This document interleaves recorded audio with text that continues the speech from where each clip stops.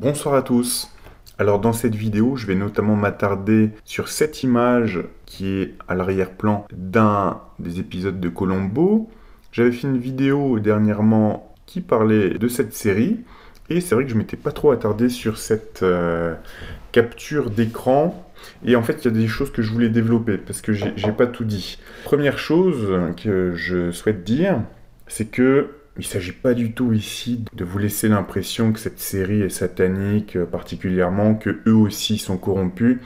En fait, comme j'avais dit, il suffit d'un directeur de la photographie, ou pas d'un accessoiriste, mais de celui qui dirige les décors, ou peut-être d'un producteur.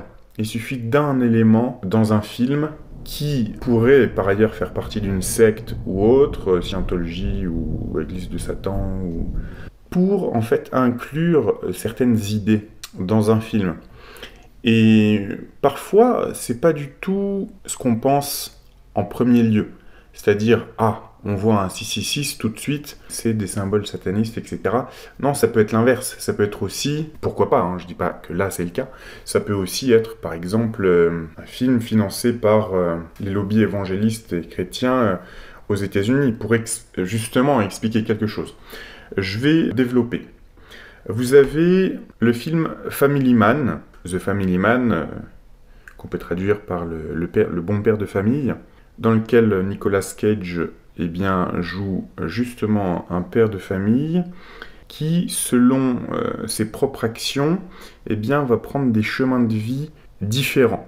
Et je vous en avais parlé il y a très longtemps, mais j'avais remarqué que dans le décor, en arrière-plan, à 2 reprises, il y a clairement une croix chrétienne qui apparaît sur une tour, et c'est justement au moment où il parle avec son ange gardien, entre guillemets. Et ce film raconte en fait l'existence de vies parallèles, mais ça peut simplement être une métaphore chrétienne, du fait que ce personnage de Nicolas Cage, il était arrogant, il croyait tout avoir, et en fait prenait la vie un peu à la légère. Et il y a un élément venu du ciel qui est venu en fait lui donner un aperçu de la vie qu'il aurait eue s'il avait suivi son cœur, et qui est totalement différente, et il va ensuite plonger dans cette vie, etc., et avoir une rédemption. Bref, tout simplement, ça c'était le genre de très bon film, pas du tout cul béni comme certains trolls peuvent dire dès qu'on parle des chrétiens, il n'y a rien de cul béni, ça donne des très bons films comme The Family Man.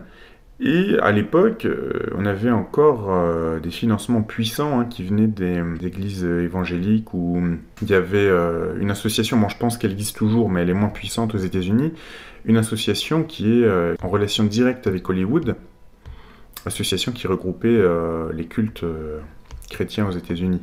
J'ai oublié le nom, mais il y a un bouquin qui existe sur ça.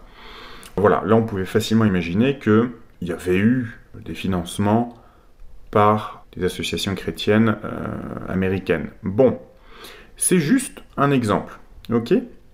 Et il faut toujours garder à l'esprit que, bien sûr, il y a certains films où, en fait, on nous fait la promotion de choses satanistes ou autres, et en fait, quand c'est le cas, c'est clairement le cas. C'est-à-dire que si vous vous sentez mal à l'aise, par exemple la violence gratuite, des choses comme ça, il y a de fortes chances pour que ça soit effectivement une publicité, une vitrine pour ces sectes-là. Mais des fois, vous voyez des signes qui vous interpellent, simplement, et par exemple, dans un Columbo, il y a rien de désagréable, il y a juste, en fait, le moindre détail a son importance, et Columbo, la série était là pour dénoncer les choses, comme je l'avais déjà dit dans une autre vidéo. Donc, après cette longue introduction, on va rentrer dans les détails. Ici, en arrière-plan, donc, il rentre dans une espèce je crois que c'est un réparateur de télévision, je sais plus. Il y a marqué service, en fait. Ici, c'est le mot service, et en dessous, il y a le numéro de téléphone. Mais bref, quand il ferme la porte, on voit clairement que ça forme les mots Vice, Open, 666. Si on prend un traducteur, ça peut se traduire en français par le vice ouvre le 666. Alors, naturellement, la troisième personne en anglais, il faut rajouter un S pour que ça donne ouvre. Donc, dans la précédente vidéo, je disais simplement, regardez, on voit vice et 666. Très bien, ça semble logique. Mais ce qui est encore plus intéressant, c'est ceci. Quelle est la signification profonde de ce message? le vice ouvre le canal 666. Je m'explique. Quand vous allumez la radio dans votre voiture, que vous cherchez, je sais pas, énergie, nostalgie, vous allez pointer vers une fréquence précise qui ouvre le canal de la radio. D'accord ? Eh bien, c'est la même chose pour les choses invisibles, en fait, de la vie. Probablement, hein. J'ai pas de preuves concrètes. Moi, je vois les choses comme ça. Et qu'est-ce que ça veut dire ? Ça veut dire plein de choses. Ça veut dire qu'en réalité, le diable, Satan, etc., ne serait pas une entité externe à nous, de la même manière que Dieu d'ailleurs. C'est quelque chose qui se passe aussi en nous. Je m'explique. Si dans votre conduite de tous les jours, vous ouvrez le canal qui va vous ouvrir les portes, peut-être soit de l'enfer quotidien, soit du bien quotidien, eh bien, ce ne sera pas les mêmes actions qui vont ouvrir l'un et l'autre. Vous me suivez toujours. C'est-à-dire que de la même manière que dans le film Family Man, dont je vous parlais tout à l'heure, eh bien, nous explique finalement, en termes métaphoriques, que c'est par vos actions que vous ouvrez des nouveaux possibles, des nouvelles voies possibles au fur et à mesure que vous avancez. C'est-à-dire que vous avez, je sais pas moi, 10 000 options différentes, comme dans un jeu vidéo en fait, qui serait avec des possibilités infinies. Vous avancez, la moindre inflexion, comme un petit peu dans le film L'Agence avec Matt Damon, à chaque point d'inflexion, eh bien, ce sont vos choix, votre libre arbitre qui fait que vous allez aller dans telle ou telle direction et ensuite, par effet domino ou effet papillon, eh bien, vous allez clairement aller dans une direction ou une autre. À ce propos, je tiens à nuancer les choses. Il est bien clair, bien évident pour moi que un chrétien qui va à l'église tous les jours ou tous les dimanches, peu importe, et qui vous... Moi, j'en ai déjà vu, hein, vous rentrez à une messe avec 5 minutes ou 10 minutes de retard, mais aussi parce que les portes sont ouvertes et que l'église est belle. Vous avez quelqu'un à côté de qui vous vous asseyez, qui vous dit « Silence, vous êtes bruyant, et mettez votre masque, il n'est pas bien mis sur votre nez. » Ça, si cette personne est comme ça de façon répétée, et par ailleurs, si cette personne pense aussi que tous les gens qui lui sont différents sont des gens mauvais, que les immigrés sont des gens mauvais, que ceci, que cela, de façon répétée, je ne suis pas sûr que cette personne aille au paradis selon sa vision des choses. A contrario, prenez, je ne sais pas, quelqu'un qui a signé pour rentrer dans l'église de Satan, donc dans l'organisation.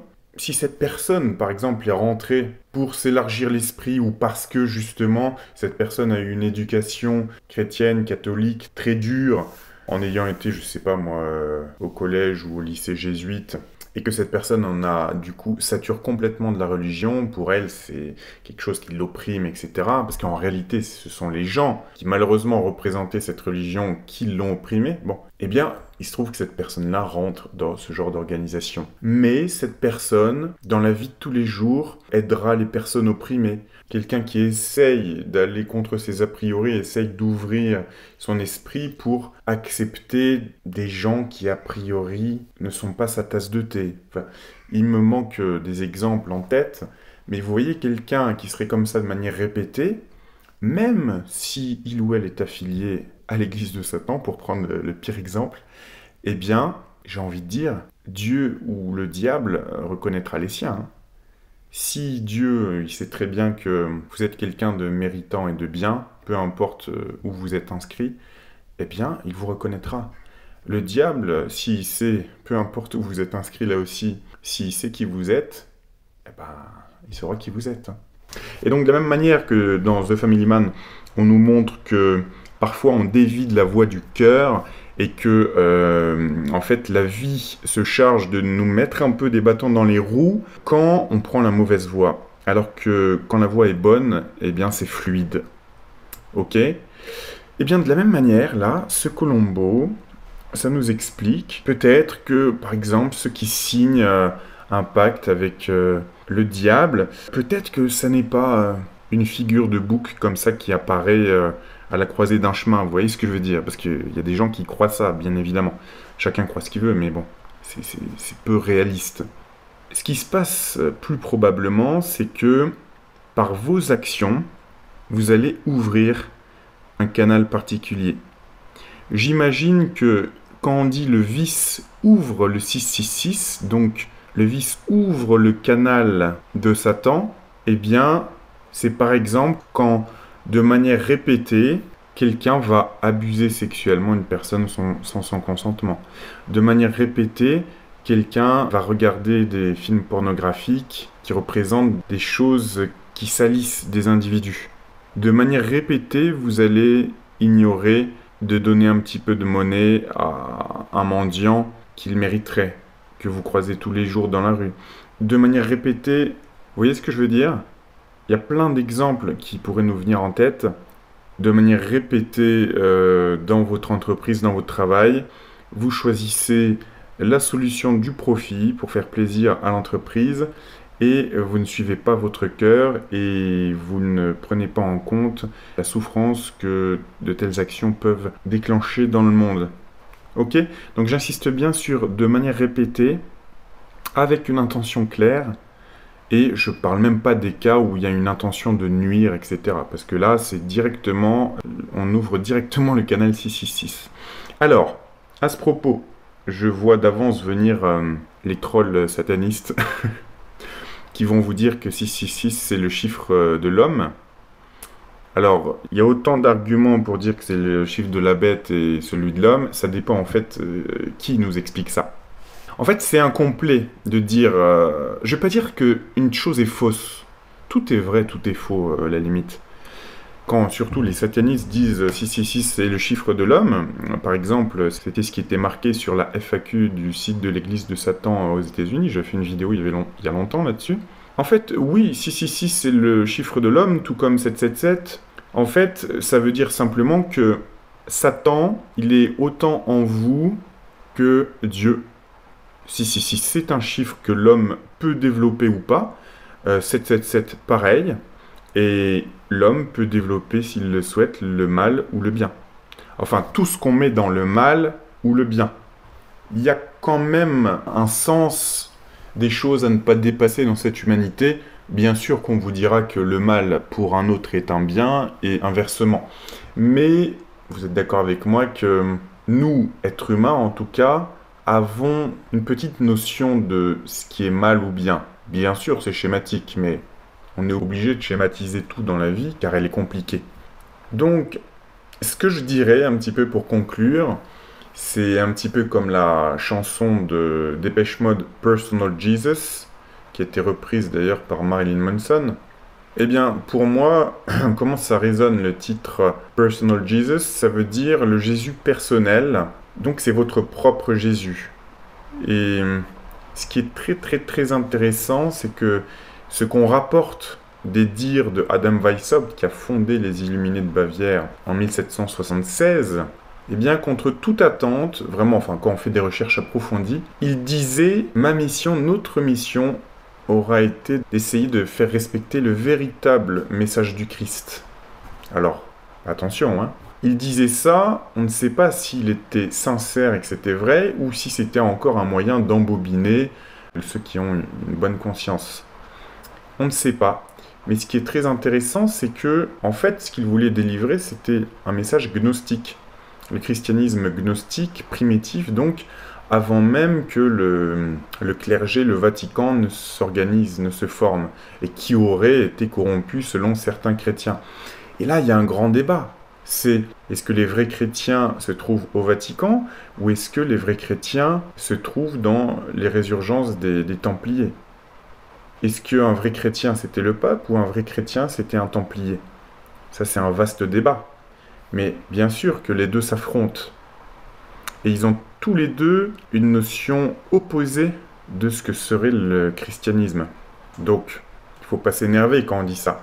Mais Adam Weishaupt a bien dit ça dans ses écrits, c'est-à-dire que selon lui, sa vraie mission était... Alors, il employait le terme de Jésus de Nazareth, ou le grand maître de Nazareth. Et selon lui, le message était de dire à l'homme, en fait, qu'il avait tout en lui, et que, donc, en fait, ça en vient à développer une espèce de religion naturaliste, dérivée aussi de celle de Rousseau. C'est-à-dire, vous avez tout en vous, et finalement, ce sont vos actions de tous les jours qui vont définir qui vous êtes. Alors j'ai été un petit peu long, j'espère que je ne vous ai pas perdu, mais vous voyez comme cet arrière-plan là de Colombo est intéressant. Moi je le vois comme ça, le vice, ce que vous allez faire qui n'est pas bien, va ouvrir le canal 666. Ok? Et il y a un autre extrait très intéressant par lequel je vais finir cette vidéo, qui nous parle de la maçonnerie, et bien sûr certains y verront une forme de promotion, mais d'autres y verront une forme de dénonciation, parce qu'à l'époque, on ne parlait pas beaucoup en public de ces choses-là. Donc Colombo, qui fait attention à tous les détails, remarque sur un décor, sur un mur, que telle personne était franc-maçonne. C'est un autre exemple de l'importance des détails dans les séries et les films. Je vous dis à très bientôt pour une nouvelle vidéo. Et je vois à cette photo-là qu'il était haut dignitaire d'une loge de francs-maçons. Il porte une bague avec l'aigle à 2 têtes. C'est le 32e degré du rite écossais. Je m'y connais parce qu'un de mes oncles jouait de la cornemuse dans les cérémonies. Il jouait faux comme une casserole, mais ça ne s'entendait pas. L'aigle à 2 têtes, c'est le 32e degré du rite écossais. L'aigle à 2 têtes, c'est le 32e degré du rite écossais. L'aigle à 2 têtes, c'est le 32e degré du rite écossais. L'aigle à 2 têtes, c'est le 32e degré du rite écossais. L'aigle à 2 têtes, c'est le 32e degré du rite écossais.